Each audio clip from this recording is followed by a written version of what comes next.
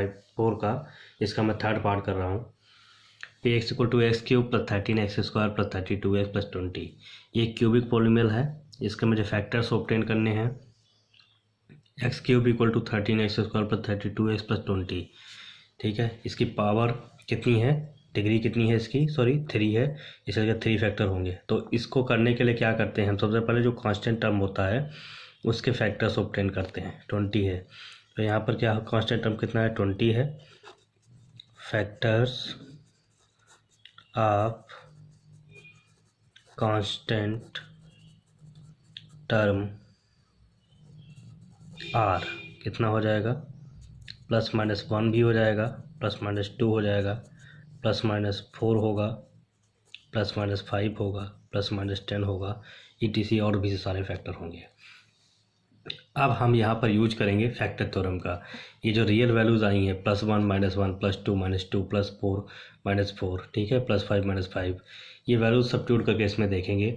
जिस वैल्यू पे zero reminder 0 हो जाएगा वो इसका फैक्टर हो जाएगा, ठीक है। वही यहाँ पर यूज करेंगे। फैक्टर थ्योरम का स्टेटमेंट क्या था, फैक्टर थ्योरम का स्टेटमेंट था आपके पास, इसमें ये कहा गया था कि Px, इफ़ Px भी एक पॉलिनोमियल है, इस तरीके से है, Px पॉलिनोमियल इस तरीके से है जिसकी डिग्री अगर n है और n 1 के बराबर है या 1 से ग्रेटर है, और इसे किसी स्मॉल ए कोई रियल नंबर है, स्मॉल ए इज यानी रियल नंबर, ये इसमें बोला गया था। Then if P a equal to 0 होगा, then x minus a is a factor of Px। ये कंसेप्ट यहाँ पर यूज करना है। If P a equal to 0 आएगा then x minus a is the factor of Px हो जाएगा। Clear, ये कंसेप्ट यहाँ पर यूज होगा फैक्टर थ्योरम का। तो यहाँ पर हमारे लिए रियल नंबर से स्मॉल ए की जगह पे कितना है, Px ये दिया गया है 1 +-1 +-2 +-4, तो इनको चेक करेंगे। तो सबसे पहले हम गिवन पॉलीनोमियल में 1 पुट करेंगे। लेकिन एक चीज़ और देखिए कि अगर +1 इसमें पुट करेंगे, आप देखिए +1 पुट करोगे सारे पॉजिटिव के टर्म हैं और तो सारे ऐड हो जाएंगे, कभी भी 0 के बराबर नहीं आएगा। तो P1 तो 0 के बराबर कभी भी नहीं आएगा, इतना हम अंडर माइंड से कर सकते हैं। इसलिए +1 नहीं पुट कर रहा हूँ, मैं -1 पुट करके दिख रहा हूँ। P-1 ऑब्टेन करेंगे आप, -1 क्यूब +13 -1 स्क्वायर +32 -1, ठीक है। After that +20। देखिए +1 क्यों नहीं पुट किया, अगर +1 पुट करता तो सारे पॉजिटिव के टर्म ही थे ऑलरेडी, फिर पॉजिटिव करते आप, ठीक है ना, फिर पॉजिटिव के टर्म सारे थे, पॉजिटिव आप ऑपरेट करते तो ऐड ही हो जाता, तो कभी भी 0 ही आता ही नहीं। तो -1 पुट किया, -1 पुट करने की वजह क्या थी कि पॉजिटिव का टर्म है, अल्टरनेट साइन होगा, तो ये -1 हो जाएगा, -1 का 3 टाइम प्रोडक्ट, ये 13 +1 हो जाएगा, -32 हो जाएगा, +20। इसको सिंप्लीफाई करेंगे, -1, ठीक है, +13 -32 +20, वैल्यू कितना आएगा देखिए, 12 पॉजिटिव का माइनस का 12, वैल्यू हो गया 0। अब देखिए P-1 0 हो गया, ठीक।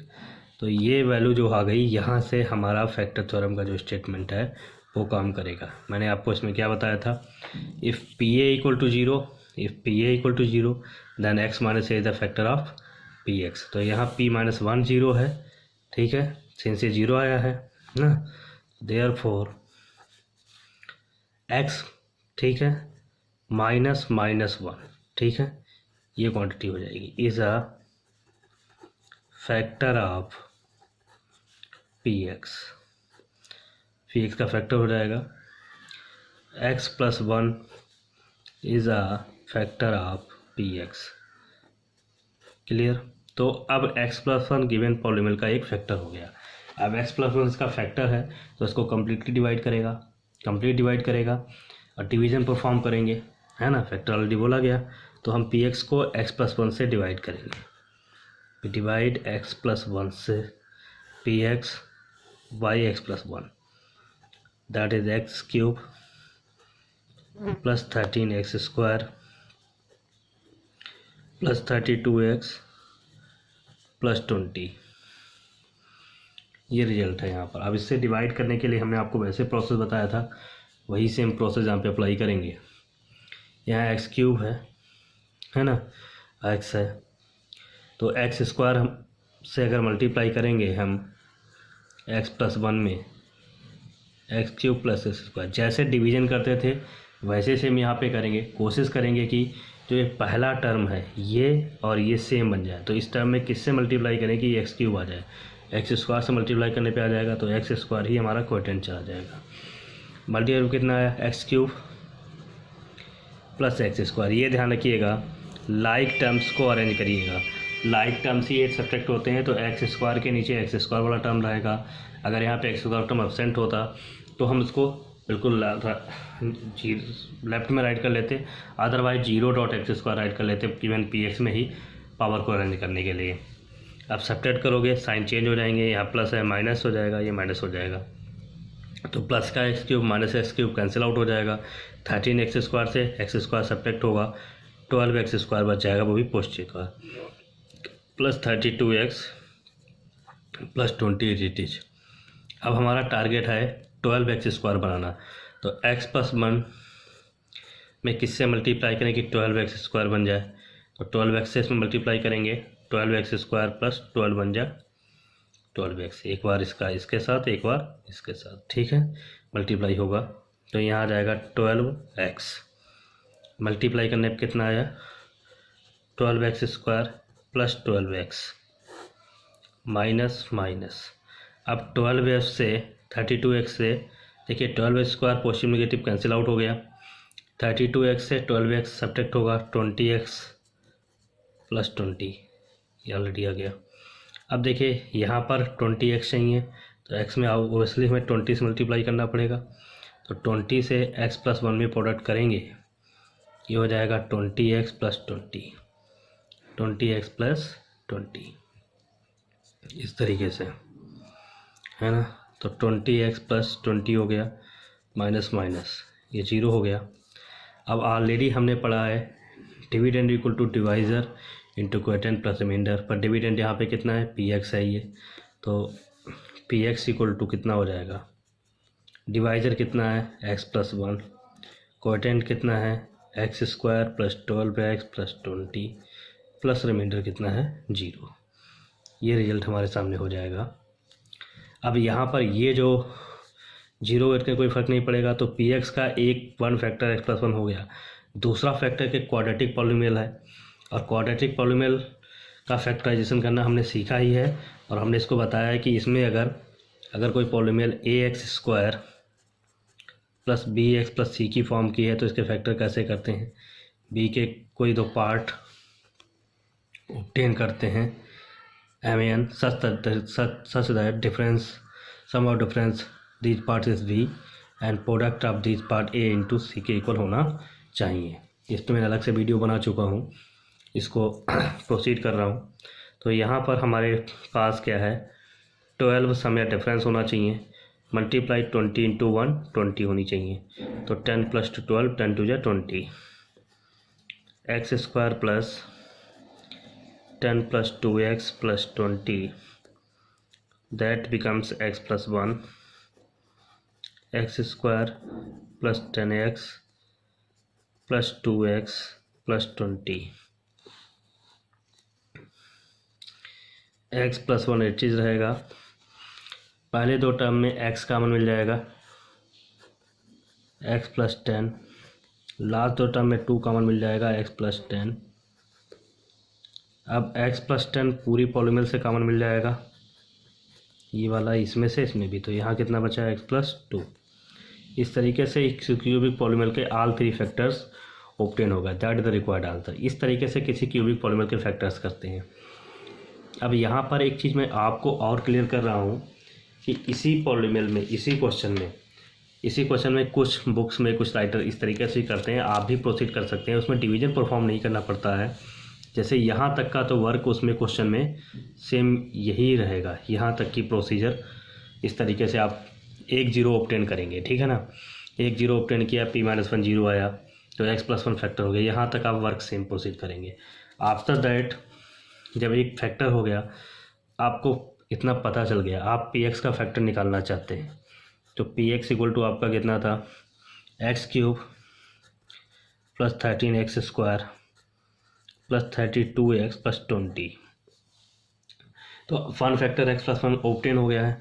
तो अब आप इसको अरेंज करके इसके टर्म्स को भी फैक्टर्स को ऑब्टेन कर सकते हैं। जैसे आप इस तरीके से टर्म्स को अरेंज करिए कि एवरी टर्म में x प्लस वन कॉमन मिल जाए।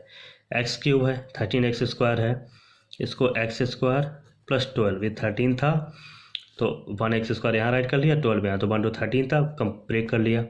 अब इन दोनों टर्म में अगर एक्स स्क्वायर कॉमन ले तो एक्स प्लस वन बन जाएगा, सॉरी एक्स प्लस वन बन जाएगा। 12x स्क्वायर है, 32x है, इसको 12x प्लस 20x और एक कांस्टेंट 20 अब इन दोनों टर्म में 12x कॉमन लें, एक्स प्लस बन जाएगा। इन दोनों टर्म में 20 कॉमन लें, एक्स प्लस वन बन जाएगा। अगर एक्स स्क्वायर कॉमन लिया, एक्स प्लस वन बच गया पहले दो टर्म में। 12x कॉमन लिया, x plus one next two terms में। 20 कॉमन लिया, x plus one next two terms में। अब आप नोटिस करें केयरफुली, तो x plus one every 3 terms में कॉमन है, ऑब्टेन हो जाएगा। X square plus 12x plus 20। तो इस तरीके से इस केस में डिवीजन परफॉर्म नहीं करना पड़ता और ये प्रोसीजर भी हो जाता है। और जब ये इतना ऑब्टेन हो जाएगा, x plus one x square plus 12x plus 20, यहाँ तक प्रोसेस जब आप कर लेंगे तो इसके बाद मैंने आपको सिंपली जो वर्किंग यहाँ से पता ही है, पी एक्स इक्वल टू ये, ठीक है, यही प्रोसेस करना है। ये जब ऑब्टेन हो जाएगा इतना, उसके बाद आपको सिंपली यही वाला मेथड अप्लाई कर देना है। इस तरीके से तीनों फैक्टर आपके ऑब्टेन हो जाएंगे। इस तरीके से एक्सरसाइज 2.4 का 5th क्वेश्चन आपको कंप्लीट करना है। क्यूबिक पॉलीमर के फैक्टर से इस तरीके से ऑब्टेन करते हैं। ये दोनों मेथड के बारे में मैंने डिस्कस किया, ये दोनों तरीके से आप आसानी से सॉल्व कर सकते हैं। एक्सरसाइज 2.4 के कुछ क्वेश्चन मैंने पहले से भी करवाए थे। अब 5th का मैं एक पार्ट और कर रहा हूँ जिससे आपको और ज़्यादा क्लियर हो जाए। अब इस क्वेश्चन में 2y cube plus y square minus 2y minus 1, वैसे ही इस पॉलीमर को टर्म्स को अरेंज करके भी फैक्टर हो जाएंगे, पर ये मेथड ऑलवेज वर्किंग में नहीं रहता है, पार्टिकुलर केसेस में भी वर्क करता है। मैं इसलिए इस तरीके से इसको बता दे रहा हूँ। अगर इसके टर्म्स को नोटिस करें तो पहले दो टर्म में वाई स्क्वायर कॉमन है, क्या बिकेगा, यहाँ 2y रिमेन रहेगा, यहाँ पे 1, और लास्ट के दो टर्म में अगर -1 कॉमन ले लें 2y प्लस 1 बचेगा। अब 2y प्लस 1 पूरी पॉलीमर से कॉमन ले लीजिए, पहले टर्म में वाई स्क्वायर, नेक्स्ट में 1 बचेगा। उसके बाद एक आइडेंटिटी होती है A square minus B square equal to A plus B A minus B. तो therefore this is 2y plus 1, this Y square minus 1 square, 2y plus 1, this becomes y plus 1 y minus 1। तो इस तरीके से simple way से भी ये question हो जाता है, पर ये पार्टिकुलर क्वेश्चन है। एक्सरसाइज 2.4 के क्वेश्चन नंबर 5 में क्वेश्चन नंबर 1 और क्वेश्चन नंबर 4 दोनों इस तरीके से हो जाते हैं, बाकी तो नहीं होंगे। पर ये मेथड ऑलवेज वर्किंग में नहीं आता है, इसको हम हमेशा यूज नहीं कर सकते, ठीक है। जो मेथड अभी प्रोसीड किया था पहले लास्ट क्वेश्चन में, वही वर्किंग मेथड ज़्यादा स्टेबल है, तो मैं इसको दूसरी तरीके से बता सकता हूँ, ठीक है, बता रहा हूँ। 2y cube plus y square minus 2y minus 1, यहाँ पर जो कांस्टेंट टर्म है वो 1 है, तो फैक्टर ऑफ कांस्टेंट टर्म और प्लस माइनस 1। अब यहाँ पर P1 यानी कि y को 1 से रिप्लेस करेंगे, पॉलीमर पूरी y में है, y को 1 से रिप्लेस करने पे क्या हो जाएगा, 2 1 cube 1 square minus 2 into 1 minus 1। Simplify करोगे 2 प्लस 1 माइनस 2 माइनस 1, ये वैल्यू कितना हो गया, 0। तो y1 0 हो गया, therefore y minus 1 is a factor of py। Clear, अब फैक्टर हो गया तो चाहे डिवीजन परफॉर्म कर लीजिए, चाहे टर्म्स को अरेंज कर लीजिए। मैं यहाँ पे टर्म्स को अरेंज करके बता रहा हूँ या डिवीजन परफॉर्म करके बता रहा हूँ। डिवीजन परफॉर्म कर दे रहा हूँ, तो y माइनस 1 से आफ्टर दैट क्या करेंगे आप, 2y square sorry 2y cube plus y square minus 2y minus 1, इसको आप डिवाइड करेंगे। 2y क्यूब यहाँ y है तो 2y स्क्वायर लेना पड़ेगा ऑब्वियसली, 2y² लेंगे आप तो मल्टीप्लाई करने पे 2y³ माइनस 2y² आ जाएगा, माइनस प्लस साइन चेंज होंगे, ये कैंसिल आउट हो जाएगा। 2y² प्लस y² है, कितना हो जाएगा, दोनों पॉजिटिव हैं, 3y² माइनस 2y माइनस 1। अब 3y² चाहिए, प्लस 3y लेना पड़ेगा, 3y² इसमें हो जाएगा minus 3y minus plus, after that ये फर्स्ट टर्म कैंसिल आउट हो जाएगा, plus 3y minus 2y, only y remain, plus 1 लीजिएगा, सॉरी यहाँ पे -1 है, y minus plus that is 0। Again आपका dividend that is py equal to divisor y -1 into quotient 2y² plus 3y plus 1 plus remainder, ये process apply हो जाएगी। इसका factor तो वही प्रोसेस से करेंगे, ठीक है, 8 3 होना चाहिए या सम ये डिफरेंस मल्टीप्लाई 2 1 2 होनी चाहिए, 2y² 2y plus y plus 1 y minus 1, 2y common ले लेंगे, y प्लस 1, लास्ट दोनों टर्म में 1 कॉमन है, जब कुछ भी कॉमन ना दिखे तो 1 कॉमन ले सकते हैं आप।